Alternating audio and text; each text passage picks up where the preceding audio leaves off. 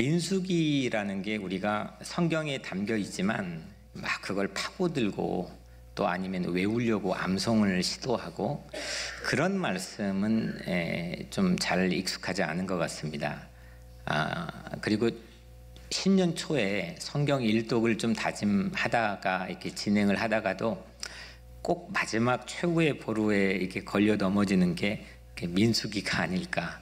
민수기에게는 미안한 마음이 있지만, 그래서 숫자가 많이 나오고 또 사람 이름이 많이 나오는 그런 책입니다. 민수기가 어떤 책이냐? 민수기라는 게 어떤 뜻이냐 보면은 백성의 수를 세는 책입니다. 영어로는 numbers, 그러니까 숫자 세는 책입니다. 그러니까 이 우리말로 하자면은 인구조사입니다. 그러니까 인구조사하는 책입니다. 근데 민수기가 이렇게 처음에 쓰여졌던 거가 세월이 흘러서 다시 한번 편집되는 시기가 있었는데, 번역되는 때가 있었는데, 그게 한 예수님이 오시기 300여 년 전 아프리카 카이로에 72명 정도의 학자들이 모여서, 이거는 히브리어로 돼 있잖아요. 그거를 당시에 가장 세계적으로 공용어처럼 사용했던 그리스 말로 그 이민 2세들, 그러니까 이집트에 있던 디아스포라 유대인들이 번역을 했습니다. 그게 성경 다음으로 널리 권위를 가지고 알려져 있는 72역 성경이라고 불려집니다. 근데 그 72역 성경에서 붙인 제목이 바로 민수기입니다. Numbers. 그럼 원제목이 있지 않겠습니까? 원제목은 제가 늘 반복해 자주 얘기했던 것처럼 히브리 구약 성서는 책의 첫 글자를 제목으로 하는 경향이 아주 많이 있습니다. 창세기도 그랬고 출애굽기도 그랬고 레위기도 그렇습니다. 민수기도 마찬가지인데 첫 글자가 보미드발입니다. 이거는 뭔 뜻이냐면은 광야에서란 뜻입니다. 광야에서. 오늘 1절에는 한글 성경에는 이게 1절에 있긴 하지만 그 1절의 뒷부분에 이게 나와 있죠. 네, 이제 원문에는 첫 글자입니다. 신의 광야 회막에서, 이게 제목입니다. 그래서 이 컨텍스트, 이 배경을 우리가 잘 알지 못하면 이게 좀 지루한 책이 될 것 같습니다.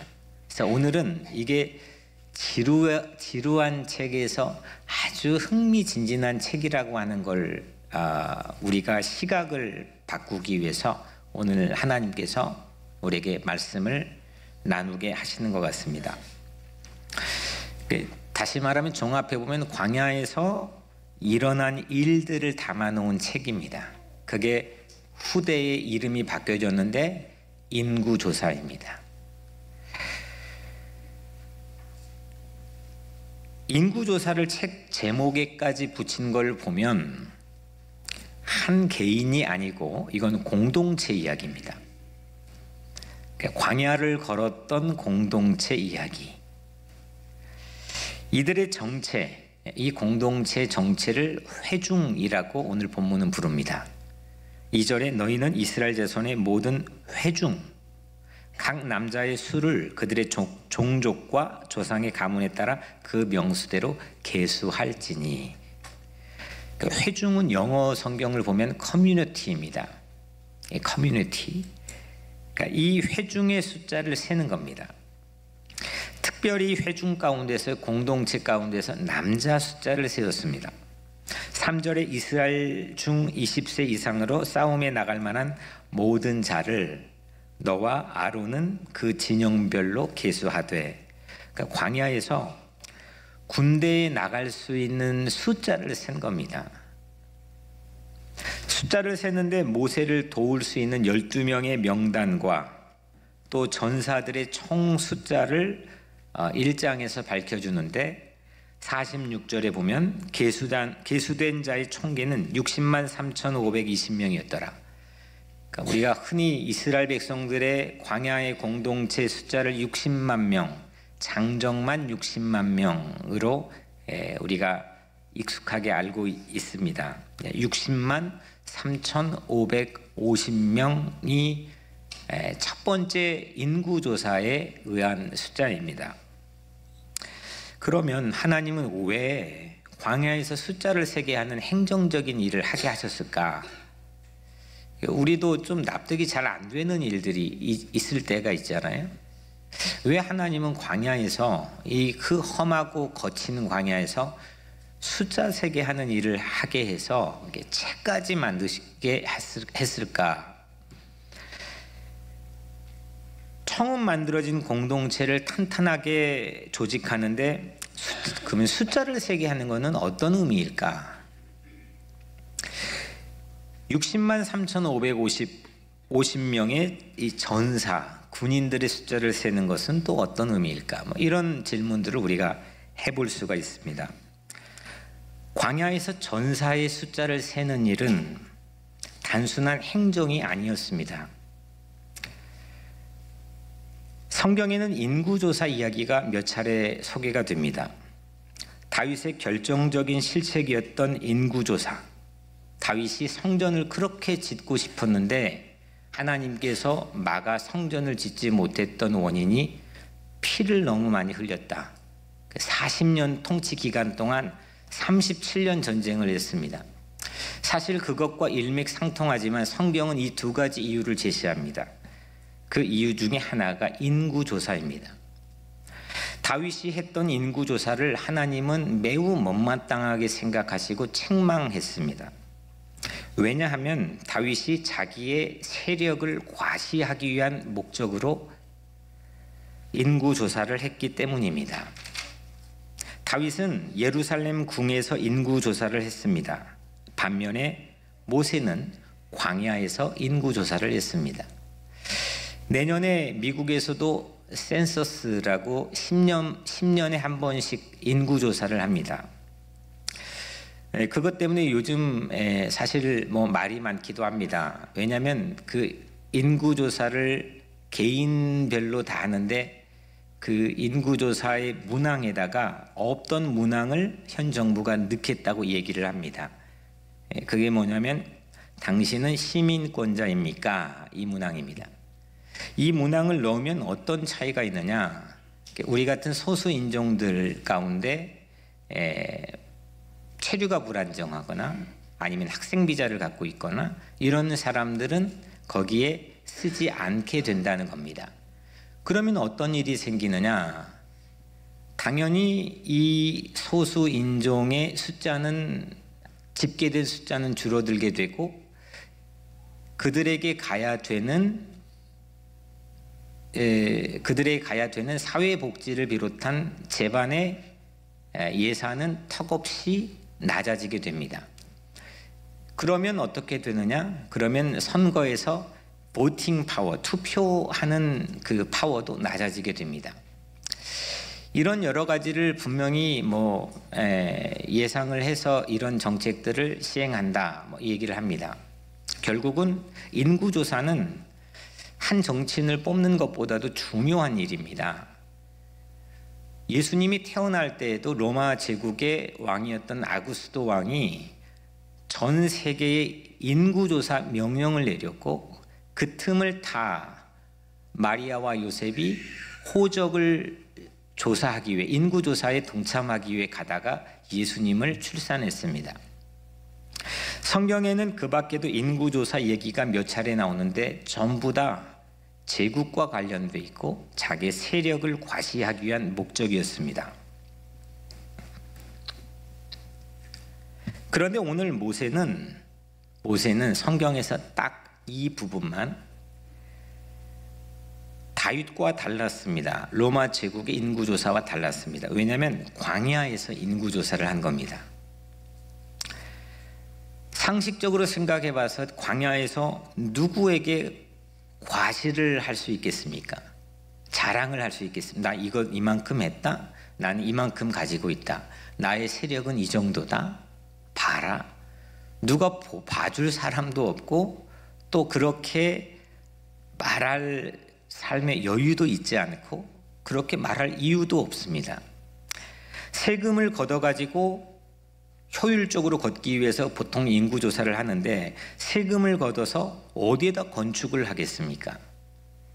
광야에서 한 사람 한 사람 전사들의 숫자를 세는 일은 백성들을 험한 광야에서 잘 보호해서 약속의 땅까지 잘 인도하려고 하는 모세, 로맨티스트의 하트입니다. 광야에서 부족한 것 투성일지라도 하나님 없는 것처럼 보이는 허허벌판에서도 하나님만 바라보며 한 걸음 한 걸음 공동체의 순례를 행진하려고 하는 로맨틱한 전술이 저는 이 모세의 광야에서 인구조사라고 생각했습니다. 하나님은 모세에게 이렇게 당부했습니다. 오늘 말씀에 그 명수대로 계수할지니, 놀랬습니다. 그 명수대로 계수할지니. 미국은 이 사이트, 그 센서스 사이트에 누구나 다 열람이 가능한데 들어가 보면 최소 단위가 100명입니다. 100명으로 묶어서 인구조사의 데이터를 묶어놨습니다. 그 다음 1000명, 10,000명, 10만 명, 카운티가 됩니다. 카운티가 모여서 시가 됩니다. 시가 모여서 주가 됩니다. 주가 다 모여가지고 미국 전체가 됩니다. 그 자료를 가지고 예산을 집행합니다. 그 자료가 예산 집행의 가장 중요한 근거가 됩니다. 그런데 오늘 하나님이 모세에게 당부한 인구조사 방법은 매우 특이합니다. 왜냐하면 그 명수대로 계수할지니, 그러니까 영어로 one by one입니다. 이건 뭐냐면 한 사람에서 옆 사람으로 이어지는 겁니다. 한 사람이 옆 사람 세고 또 한 사람이 그 옆 사람 세고 또 한 사람이 또 그 옆 사람 세고, 아직 약속의 땅이 눈앞에 보이지 않아도 곁에 선 한 사람이 소중한 장수들임을 체험하게 되는 시간입니다. 함께 노예였다 하나님의 은혜로 구원받아서 광야를 순례하는 동역자들입니다. 자칫 이들은 작은 어려움에도 사분오열될 수 있는, 오합지졸로 전락될 수 있는 그런 소지가 다분합니다. 실제 민수기를 보면은 그렇게 불평불만하는 얘기들이 많이 담겨 있습니다. 대표적으로 하나님이 약속해 주신 그 땅을 정탐하기 위해 12명을 골라서 보냈는데 그 안에서도 의견이 달라졌습니다. 그리고 물이 없어서 불평합니다. 먹을 게 없어서 불평합니다. 물이 쓰다고 불평합니다. 이렇게 광야라고 하는 환경 자체는 자칫 조그만한 어려움에도 불구하고 사분오열될 수 있거나, 그리고 그 집단을 오합지졸로 전락시킬 수 있는 그런 충분한 가능성을 담재하고 있습니다. 그런데 원 바이 원 곁에 선 이들을 하나하나 세는 이 과정을 통해 강건한 광야 공동체를 세울 수 있었습니다. 먹을 것도 부족하고 광야의 뜻밖의 위험에 노출되어 있어도 그들은 옆 사람을 세면서 꿈을 포기하지 않았습니다. 하나님의 약속을 포기하지 않았습니다. 이런 식입니다. 안 됩니다. 나는 아직도 꿈을 가지고 있습니다. 세상의 모든 사람들이 다 세속화되어 꿈을 버려도 안 됩니다. 나는 아직도 약속을 품고 있습니다. 안 됩니다. 나는 아직도 하나님을 바라보고 있습니다. 안 됩니다. 나는 아직도 그리스도를 의지하고 있습니다. 로마 원형 경기장에서 십자가에 매달아 놓고 나무 십자가 밑에다 불을 해도 그 매달려 죽어가는 사람들은 안 됩니다. 나는 아직도 하나님을 찬양하고 있습니다. 우리 잎에 딱 달라붙지 않는 낯선 이름들로 시작하는 이 책, 왠지 어색한 큰 숫자들로 가득한 이 책은 자세히 보니까 로맨티스트들이 모여있는 로맨틱 광야 공동체의 순례 이야기입니다. 광야에서 연일 사람 숫자를 세는 것이 상식에 맞지 않아 보이지만 제 눈에 이것은 일종의 낭만입니다. 힘들어도 대가족들이, 가난해도 먹을 게 없어도 대가족들이 우리 가난한 우리 조국의 현실에서 함께 한 사람 한 사람 의지하며 오붓하게 살아갔던 삶의 순간이 마치 꼭 그 광야 공동체에서 사람 숫자를 세는 그 로맨틱한 낭만적인 모습과 흡사하다고 생각합니다. 다윗처럼 이 땅에 갑을 살찌우는 인구조사, 을이 핍박받고 억압받고 차별받는 인구조사가 아니라 오직 광야에 선 전직 노예들을 향한 목자 이 모세의 마음, 하나님의 마음이 이 인구조사에 담겨 있습니다. 또 하나 광야에서 숫자를 센 것은 약속을 믿고 진군하는 꿈이 있어서였습니다. 오늘 3절에 이스라엘 중 20세 이상으로 싸움에 나갈 만한 모든 자를 계수하되 하나님을 믿고 선 공동체의 장수들입니다. 노예의 속박을 벗어버리고 새 땅을 향해 죽음을 불사한 로맨티스트들의 숫자를 세며 결의를 다졌습니다. 눈에 보이지 않는 하나님에게 눈을 떼지 않고 변치 않는 사랑으로 서로 다진 로맨티스트 군사들의 숫자를 세며 공동체의 튼튼한 결속을 서로 다졌습니다.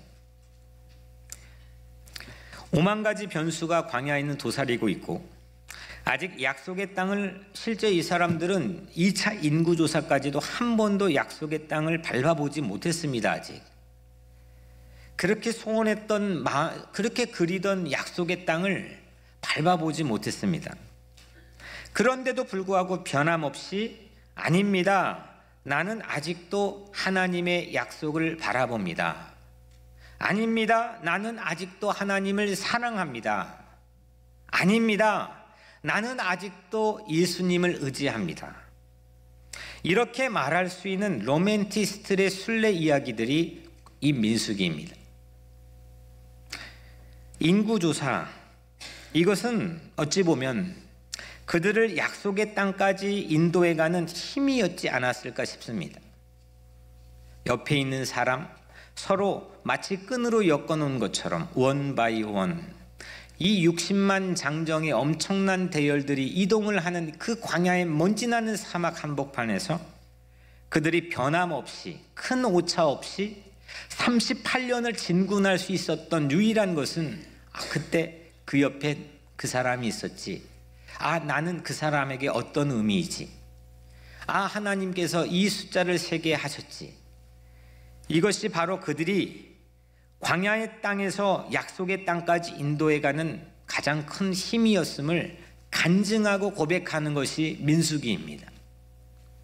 세대가 바뀌어도 공동체를 허무는 온갖 어려움이 닥쳐도 변함없는 대열의 숫자를 확인하며 그들은 여전히 하나님이 약속해 주신 땅을 꿈꾸었습니다. 그런데 여러분, 왜 변함이 없었습니까? 왜 광야에서 이들이 변함이 없었습니까? 심지어는 모세도 또 그 백성들도 시시때때로 아침과 저녁이 달랐고 어제와 오늘이 달랐습니다. 하지만 종국적으로 계산해 보니까 오차가 없었다는 겁니다. 우리가 이 광야 같은 세상 살면서 왜 유혹에 넘어지지 않고 왜 연약해지지 않겠습니까? 왜 이 거친 세상에서 우리가 완벽한 삶을 살 수 있겠습니까? 하지만 하나님께서 붙들어 주시면, 하나님께서 인도해 주시면 여러분들의 인생의 마지막 종착역에서 하나님이 여러분들을 거듭나게 하신 그 순간과 큰 오차 없이 하나님께 축복을 받는 인생, 그 인생이 여러분들이 되기를 주의 이름으로 축원합니다.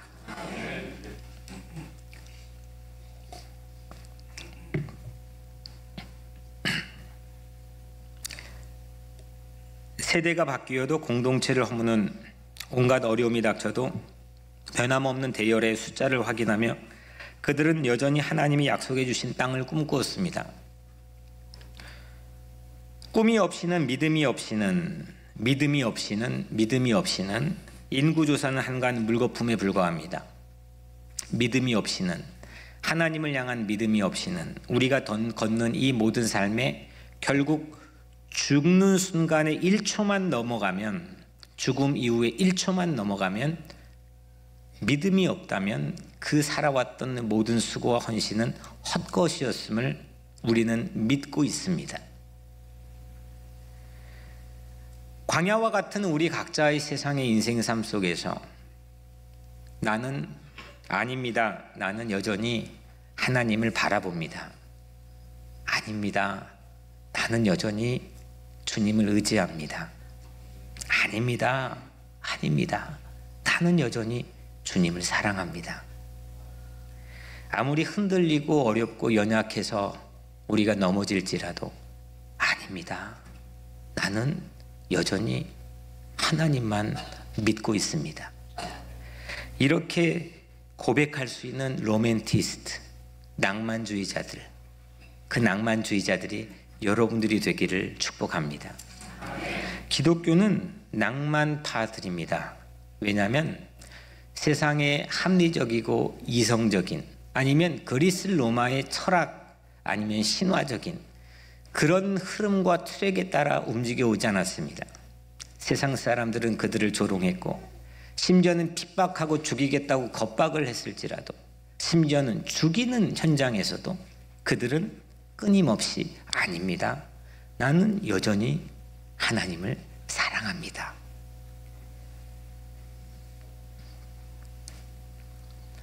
우리도 꿈꾸지 않고 믿음 없이 마냥 돈을 샌다면 그것이 무슨 의미가 있는 인생 순례이겠습니까? 광야를 순례하는 행진 대열의 바깥에 이 행진, 마칭하는 광야의 이 엄청난 대열들이 지나가는 그 모형도를 우리가 한번 잠깐 생각해 보면, 이 행진 대열의 맨 바깥에는 군인들이 서 있습니다. 12지파로 나뉘어져 동서남북에 60만 명의 군인들이 서 있습니다. 그들이 숫자에 인구조사에 포함된 사람들입니다. 다시 말하면 군대 진영이 바깥을 감싸고 있습니다. 그리고 정중앙 안쪽에는 제사장과 레위인의 예배 진영이 있습니다. 우리는 광야 같은 척박한 세상에 살며 이런 꿈의 행진을 하는 대열에 속해 있습니까? 저 서쪽 75도 맨 끝 대열에 까마득하게 머리도 보이지 않는 그 끝에 걸어가는 가장 외곽 쪽의 한 군인이 걸어가다가 광야에서 힘들고 지치면 중앙을 바라봅니다. 그리고 다시 힘을 냅니다. 저 남쪽의 맨 뒤에 25도 각도에서 또 넘어지고 도저히 갈 수 없는 그런 암담한 상황에 처해 있는 한 군인이 걷다가 그 정중앙의 예배 진영을 바라봅니다. 그리고 힘을 냅니다. 이것이 서로 마치 네트워크처럼 연결돼서 광야를 움직였던 하나님 인도하심의 방법이었습니다. 그것이 바로 뉴욕 우리 교회가 되기를 축복합니다. 나 한 사람을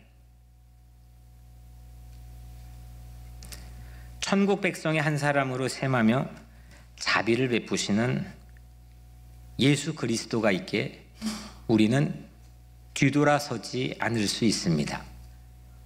이제 우리는 예수님 한 분을 세며 예수님 믿는 곁에 이웃을 세며 광야 순례 공동체를 새롭게 세워야 할 때입니다.